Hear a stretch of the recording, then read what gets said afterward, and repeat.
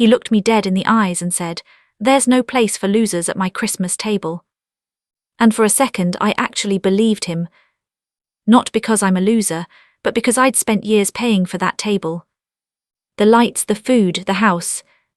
And when I finally replied, "Then pay your own bills," I had no idea I was about to burn his entire world down. If you've ever been treated like you're disposable by the very people you kept afloat, this story is for you. I'm Bethany Perry, and today I'm sharing the most painful, humiliating, and ultimately satisfying Christmas of my life. So settle in, because what started as a family dinner invitation turned into the most calculated act of karma I've ever delivered. It didn't happen overnight. My brother Daniel has always been the golden child, 3 years older than me. Louder, flashier, the kind of man who walks into a room like he owns it, even when he's 2 months behind on rent and hiding unpaid credit card statements in a kitchen drawer. Growing up, our parents adored him, not because he was kind. He was, not because he was responsible.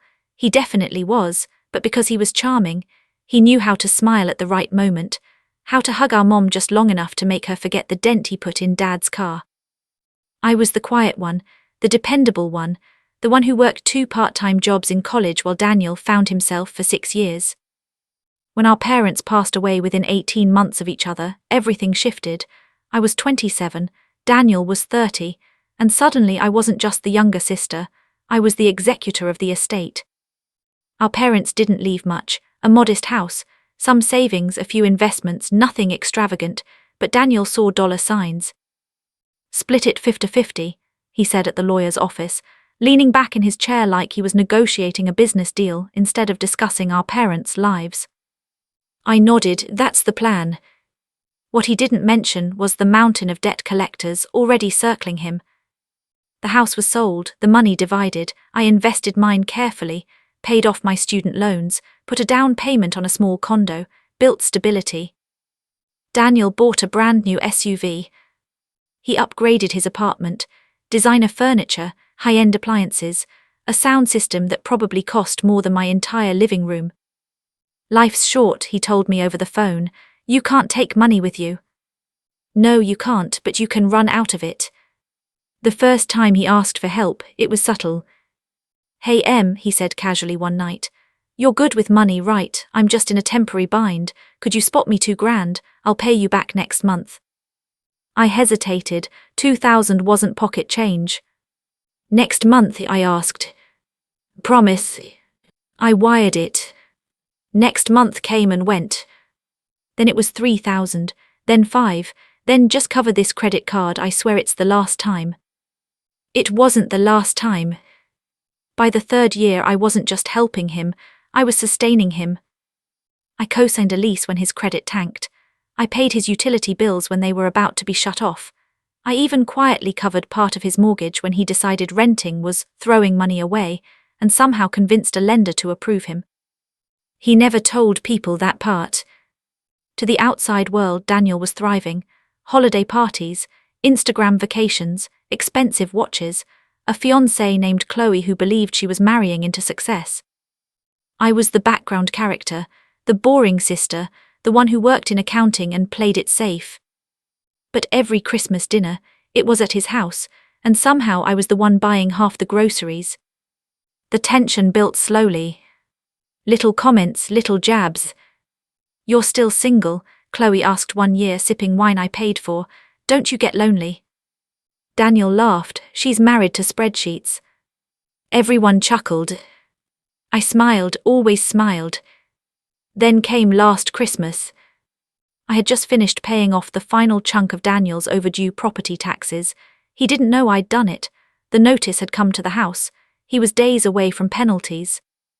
I handled it quietly, like always. A week later, I got the group text. "Daniel, Christmas this year is going to be smaller, just close family and winners." Winners? I stared at the screen.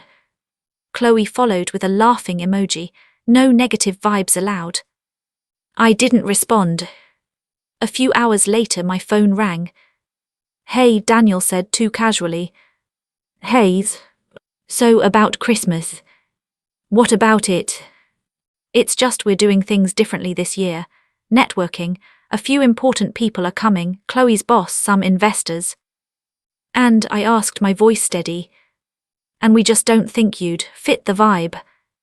I felt something cold settle in my stomach. Fit the vibe.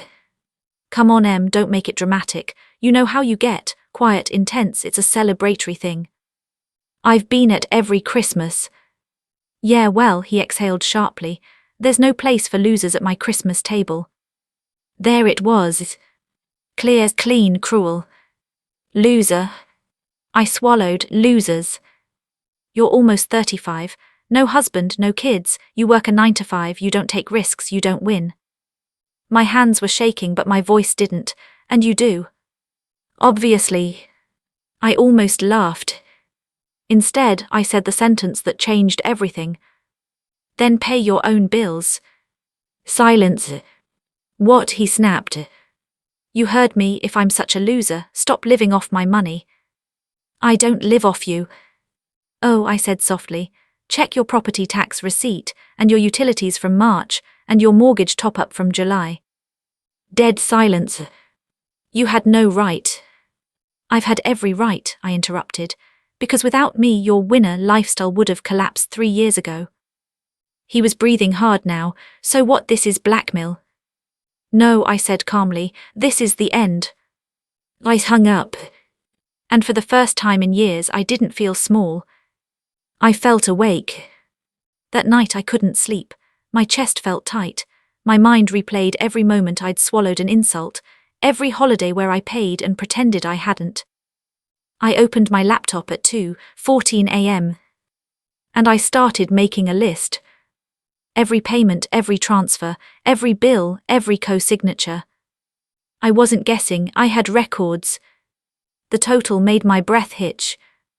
Over 3 years, I had given Daniel just over $86,000. $86,000.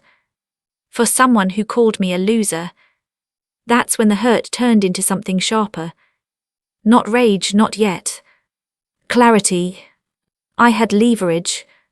Because here, what Daniel didn't understand about losers like me. We keep receipts. And as I scrolled through those bank statements under the cold glow of my screen, I realized something else. His entire image was built on my silence. And I was finally ready to speak. By the time the sun came up, I had a plan. But before I could execute it, I had to watch him squirm a little longer. Because Christmas was still 3 weeks away. And Daniel had no idea his winner's table was about to collapse. That was just the beginning. The next morning, I did something I had never done before. Nothing. No good morning text. No reminder about his insurance payment due on the 12th. No quiet transfer to cover the shortfall in his checking account.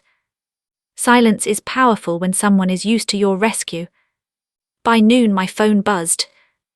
Daniel, hey, can you send that 1.2K today?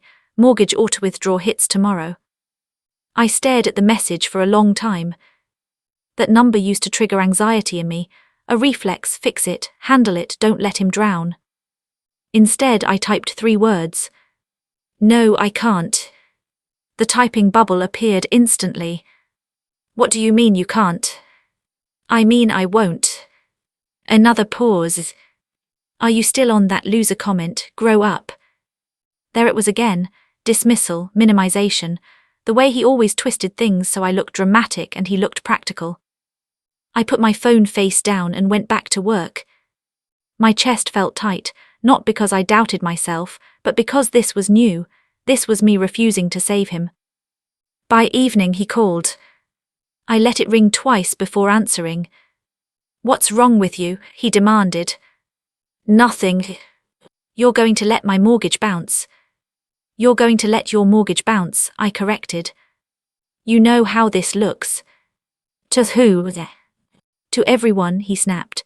Chloe's parents are coming for Christmas, her boss might stop by, I can't have financial chaos right now. Financial chaos? I almost laughed. You mean the chaos you created? You're being vindictive. No, I said quietly, I'm being finished. He went silent again. I could picture him packing his living room, the expensive leather couch I helped fund, the tree decorated with ornaments I'd bought over the years. "You owe me," he finally said. My stomach dropped. "I owe you. For everything I've done for this family." My nails dug into my palm. "What have you done, Daniel?" "I hosted every holiday." I let that hang in the air. "You hosted," I said slowly, "and I paid." He didn't deny it. Instead, he switched tactics. "So that's it, you're cutting me off right before Christmas. That's cold." Cold.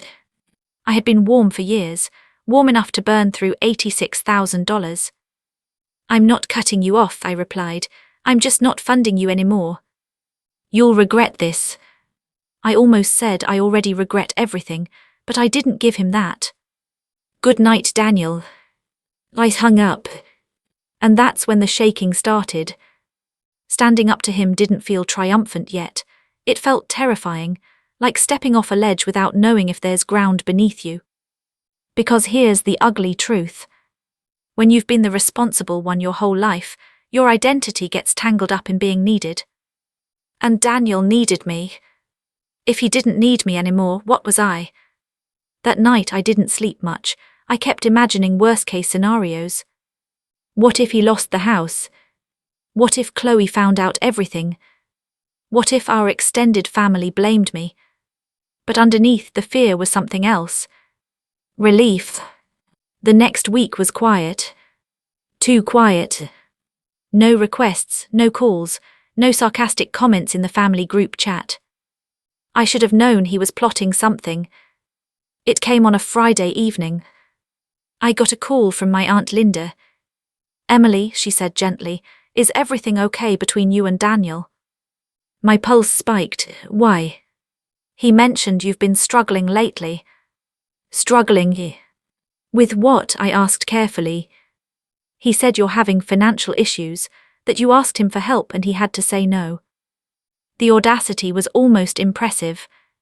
"I asked him for help. That's what he said." I closed my eyes. He was getting ahead of it, controlling the narrative, painting me as unstable so that if anything exploded, people would doubt me first. Classic Daniel.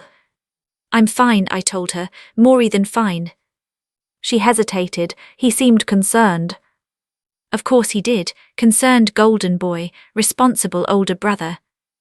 After we hung up, I sat in my car in the grocery store parking lot for nearly 20 minutes. This was escalation. He wasn't just insulting me privately anymore, he was rewriting reality publicly. My hands stopped shaking. Because now it wasn't just about money. It was about reputation. And I work in accounting, reputation is everything. I went home and opened my laptop again. If Daniel wanted to play narratives, I would play facts. I compiled everything into a single, clean, organized document. Dates, amounts, transfers, bank statements, screenshots of texts asking for help. I created a spreadsheet so precise it could have been presented in court. Total, 86,417.23. At the bottom, I added one line. Loaned to Daniel Hayes between January 2019 and November 2022. Loaned. Not gifted. I printed it. Not because I planned to mail it, but because holding it in my hands made it real. The following Tuesday, Chloe called me. That had never happened before. "Hi, Emily," she said brightly. "Hi." I just wanted to clear the air. "Daniel mentioned you're upset." "Did he?" "Yeah, he said you feel unappreciated." Unappreciated. I chose my words carefully. "Chloe, do you know who paid your property taxes this year?" Silence. "What?" "Do you know who covered the utilities in March when the shut-off notice came?" Longer silence. "That's not funny." "I'm not joking." Her voice dropped. "What are you talking about?" "I didn't dump everything, not yet. I'm talking about the fact that Daniel's version of events isn't complete." She sounded shaken now. "He told me he had investments tied up, cash flow issues." He does, I said calmly. They're called poor decisions. I could almost hear her brain recalibrating. Why are you telling me this? Because I'm done being the villain in a story I didn't write. She didn't argue. We ended the call awkwardly. That night, Daniel showed up at my condo unannounced. I opened the door and immediately saw the crack in his confidence. His jaw was tight, his eyes were tired. What did you say to Chloe? The truth.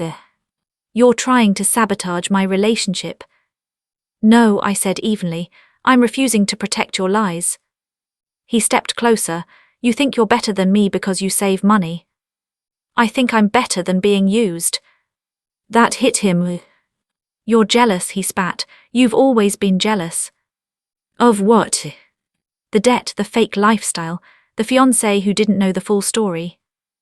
I'm not jealous, I said softly. I'm tired. He ran a hand through his hair. For a moment he looked less like a villain and more like a cornered man. You can't do this right now, he muttered. Christmas is in 10 days. I won't be there, I reminded him. That's not the point. It is to me. His voice dropped to a whisper. If Chloe finds out everything, she'll leave. There it was. Not pride, not ego. Fear. And whose fault is that? I asked. He didn't answer. Instead, he said something that shifted everything. You signed the co-lease. My heart skipped. Yes. If I default, you're on the hook too. And just like that, I understood. This wasn't just about me refusing to pay. This was about him dragging me down with him if he fell. He wasn't just reckless. He was dangerous. I closed the door halfway. Don't threaten me. I'm not threatening, he said quickly. I'm reminding you we're tied together. Not anymore. Because while Daniel was busy playing winner, I had been quietly building something he never bothered to notice. An exit strategy. I had refinanced my obligations months ago, removed myself from liability on 2 accounts, negotiated out of the co-lease with legal documentation he barely read. He thought I was still bound to him. I was. You should double-check the paperwork, I said calmly. His face shifted. What paperwork? The addendum you signed in August. The color drained from his face. He hadn't read it. He never reads anything. I can't be responsible for someone who refuses to be responsible for himself, I added. You planned this.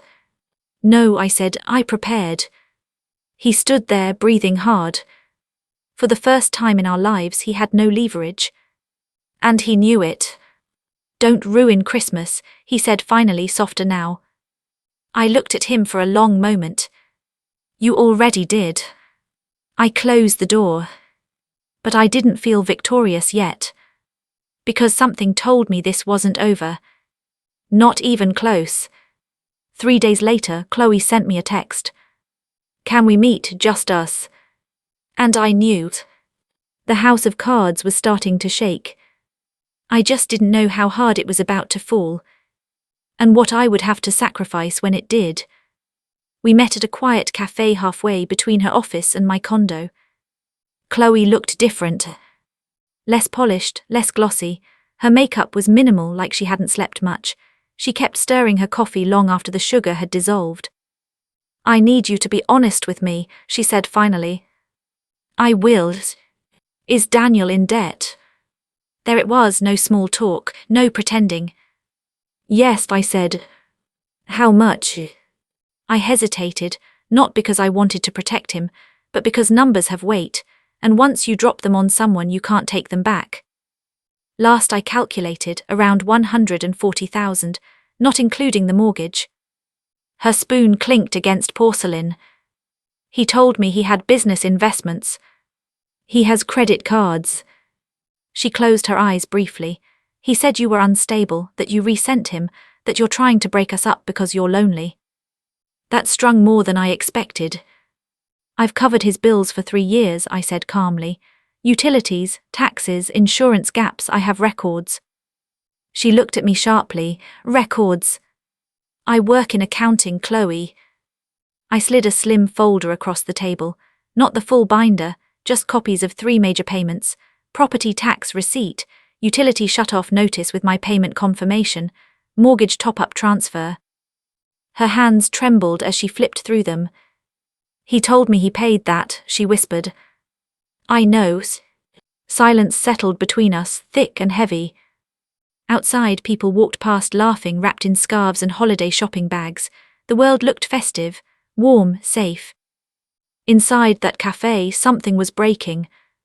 Why would he lie? She asked, almost to herself. Because it's easier than admitting he's drowning. She swallowed hard. Are you asking for the money back? That was the first time anyone had asked me that directly. Was I? For weeks my anger had been about dignity, respect, narrative. But $86,000 is not small. I'm asking for accountability, I said carefully. She nodded slowly. If I confront him, he'll explode. He already has. She gave a humorless laugh. You don't know him like I do. I held her gaze. Actually, I do. That hit her. She closed the folder and pushed it back toward me. I need to think, she said. Take your time. As she stood to leave, she paused. He told me you begged to come to Christmas. The lie was almost impressive in its boldness. I didn't, I said evenly. I believe you. That surprised me. Why? Because if you were desperate, she said quietly, you wouldn't have walked away. She left, and I sat there staring at my coffee long after it went cold. This wasn't revenge anymore. This was collapse. Over the next few days, Daniel went silent again. No texts, no calls. But the family group chat lit up with Christmas photos, decorations, the massive tree in his living room, Chloe smiling but it didn't quite reach her eyes. Then 2 days before Christmas, the bomb went off. I was at work when my phone started vibrating non-stop. Missed call from Daniel. Missed call from Chloe. 3 texts from my aunt. 1 from my cousin Mark. Daniel, what did you do? Chloe, we need to talk now. Aunt Linda, is it true? Mark, Jude, this is messy. My heart pounded. I stepped into an empty conference room and called Chloe. She answered immediately. You told him I have the documents, she said, voice shaking. I never said that. He went through my phone. Of course he did. He saw the cafe location. He demanded to know why we met, I told him. And he admitted it. A strange calm washed over me. All of it, I asked. Maurice. My stomach tightened. He has 3 maxed-out credit cards I didn't know about, a personal loan, and he used part of the mortgage for renovations that don't exist. I leaned against the wall. And Christmas, I asked. Her laugh cracked. He said uninviting you was a motivational tactic, that you needed to feel consequences. Consequences? For supporting him. What are you going to do? I asked gently. There was a long pause. I called off the engagement. The words hung in the air like shattered glass. You what? I can't marry someone who lies like that, and then blames you. I exhaled slowly. Where is he now? I asked. At the house, losing his mind. My phone buzzed again, Daniel calling. Are you safe? I asked her. Yes, I'm at my sister. Good. After we hung up, I stared at Daniel's incoming call. Part of me wanted to ignore it forever. But I answered. You're happy now, he roared. I didn't do anything. You poisoned her against me. I told the truth. You had no right. No right, I repeated softly. You told everyone I was unstable. That was damage control. For what? For you cutting me off right before Christmas. I almost felt sorry for him. Almost. You called me a loser, I said quietly, in case you forgot. It was a joke. It was.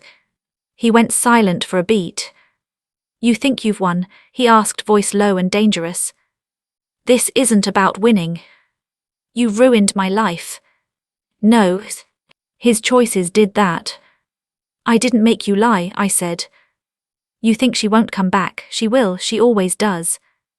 Something in his tone unsettled me.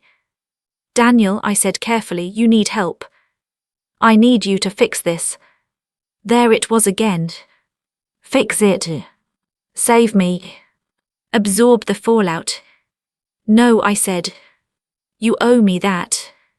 I don't owe you anything. His breathing turned ragged. You've always thought you were better, he muttered. Mom and Dad would be ashamed of you. That hit deep, a sharp blade sliding between ribs. For a split second I felt 12 years old again, trying to be good enough. Then I remembered the spreadsheet. The receipts. The years. No, I said firmly, they'd be ashamed of you. He hung up. I stood alone in that conference room, heart hammering. I thought I'd feel triumphant. Instead, I felt heavy. Because this wasn't a clean revenge story. There were no fireworks, no dramatic applause. It was just truth. And truth can be brutal. Christmas Eve came quietly. For the first time in my adult life, I had no obligation, no grocery list, no awkward jokes at my expense. I lit a candle in my condo, made a simple dinner, played soft music. At 8:47 p.m. my phone buzzed. A photo from my cousin Mark. Daniel's house. Dark. Tree lights off. Caption: party cancelled. I stared at it for a long time. The winner's table sat empty. At 9:12 p.m. another message came. This time from Daniel. I can't make the mortgage this month. I didn't respond. 5 minutes later. They'll start foreclosure if I miss too many. Still nothing. At 9:30. Please. I felt the old reflex twitch in my chest. Help him. Fix it. Family is family. But then I remembered standing outside his door years ago, holding a check, while he laughed inside with friends about how boring I was. I remembered the word loser. I set my phone face down. Midnight came and went. For the first time, I slept peacefully on Christmas Eve. The next morning, I woke up to sunlight and silence. No chaos, no demands. Just a space. And as I poured myself coffee, I realized something powerful. Revenge isn't always loud. Sometimes it's simply stepping aside and letting someone experience the weight of their own choices. But I didn't know yet how far that weight was about to fall. Because 3 days after Christmas, I got a certified letter in the mail. And it changed everything again. The certified letter arrived on a grey Tuesday morning. I almost didn't sign for it. The return address made my stomach drop. A law office, local, recognizable. For a split second I wondered if Daniel had actually done it, if he'd found some way to drag me into his mess legally, if this was retaliation.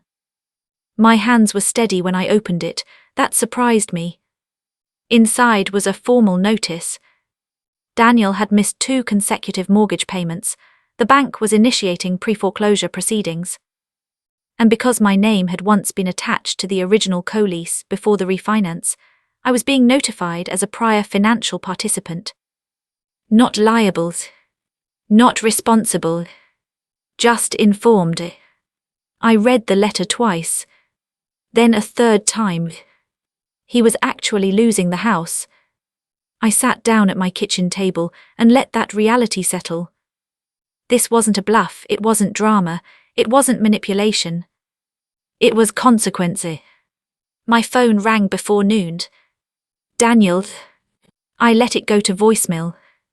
His message came through seconds later.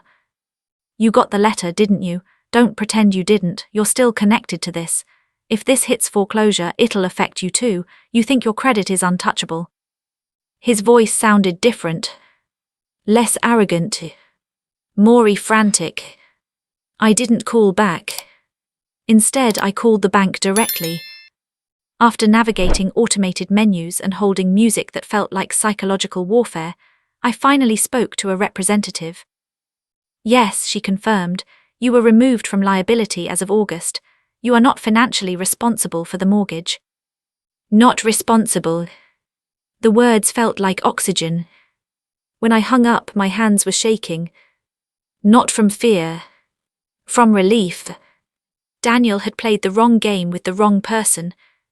He thought I'd be too sentimental to protect myself. He forgot that I handle numbers for a living. I see risk before it explodes. And I had quietly insulated myself months ago, long before Christmas. That evening he showed up again. This time he didn't pound on my door. He knocked. Softly. I opened it. He looked wrecked. Dark circles under his eyes, hair unwashed, his jacket wrinkled, the sharp edges of his confidence were gone. They're serious, he said. I know. You're really just going to let this happen? I studied him carefully. You let this happen. He stepped inside without waiting to be invited. I need 30,000, he said. I almost laughed at the absurdity. 30,000. It'll stabilize everything. I can refinance, I just need a buffer. A buffer? As if my savings account was his emergency oxygen tank. Nose. He blinked. Nose. Nose. You have it, he pressed. I know you do, you always have it. That was the moment I realized something chilling. He didn't see me as a person. He saw me as a resource. A backup generator. A safety net he could insult and still expect to catch him. You uninvited me from Christmas, I said calmly. Are you really still on that? You told me there was no place for losers. He dragged a hand down his face. I was stressed. And I was used. Silence filled my living room. He looked around at my small, tidy space, the modest furniture, the framed photos of our parents. You always liked being the martyr, he muttered. That almost broke me. Martyr? As if I'd enjoyed sacrificing. I liked believing we were a team, I said quietly. We are a team. No, I replied. A team shares responsibility. A team doesn't drain one person dry. He sank into my couch. For the first time in our lives, he looked smaller than me. What am I supposed to do? He asked. And there it was. Not anger. Not blame. Just fear. I sat across from him. You sell the SUV. He flinched. You downsize the house. He shook his head. You get a second job. That's humiliating. I held his gaze. So is begging. His jaw tightened. You're enjoying this. I searched myself for cruelty. Was I? No. What I felt wasn't joy. It was equilibrium. I'm not enjoying it, I said honestly. I'm just not stopping it. He stood abruptly. If I lose the house, everyone will know. Yes. They'll think I failed. You did. The truth hung between us like a blade. He stared at me for a long moment. You've always hated me. That hurt more than anything he'd said. I loved you, I corrected softly. That's why this worked for so long. He looked away.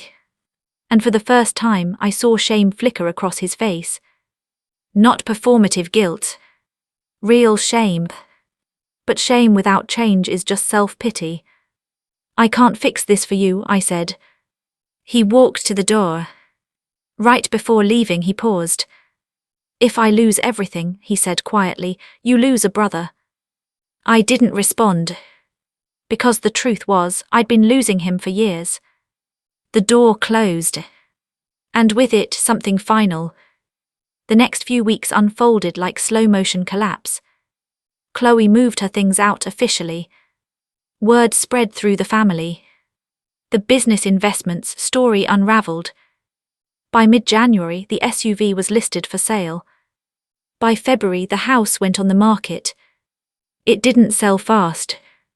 Turns out, winners who overprice their homes don't attract many buyers. I watched from a distance. Not stalking. Not obsessing. Just observing. One afternoon, my aunt called again. I didn't know, she said softly. I know. He told us you were unstable. I'm not. I can see that now. There was an apology in her voice. It mattered more than I expected. By March, the house sold below asking. Daniel moved into a small one-bedroom apartment across town. No chandelier. No grand staircase. No massive Christmas tree. Just 4 plain walls. He didn't call me. Not at first. Then one evening in April, I got a text. I got a job. I stared at it. What kind? I replied. Operations assistant. It's normal. Normal. Like my job. That's good, I wrote. A long pause. Then, I'm sorry. 3 words. No excuses. No deflection. Just sorry. I didn't answer right away. Because forgiveness isn't automatic. It isn't owed. But I also didn't want revenge to harden me permanently. I hope you mean that, I finally sent. I do. Another pause. I was scared, he admitted, of being average. Average. The word hung heavy. I was scared of being invisible, he continued. I understood that fear more than he knew. But pretending to be extraordinary doesn't make it true, I replied. No, he said, it just makes the fall worse. That was the first honest thing he'd said in years. Months passed. He kept the job. He paid his rent. No emergencies. No midnight demands. No manipulation. We didn't go back to how things were. We couldn't. But something healthier started to grow. Distance. Boundaries. Reality. The following December came quietly. I decorated my condo again. Simple lights, small tree. On December 20th, I got a message. Would you want to do Christmas dinner? Just us, I'll cook. I stared at it for a long time. Where? I asked. My place. The 1-bedroom apartment. No winner's table. No investors. No performance. Just honesty. I agreed. Christmas evening, I knocked on his door. He opened it nervous. The apartment smelled like overcooked turkey and burnt stuffing. He looked embarrassed. It's not perfect, he said. It doesn't have to be, I replied. We ate at a small kitchen table. No audience. No image. Halfway through dinner, he cleared his throat. I was wrong, he said, about you, about everything. I held his gaze.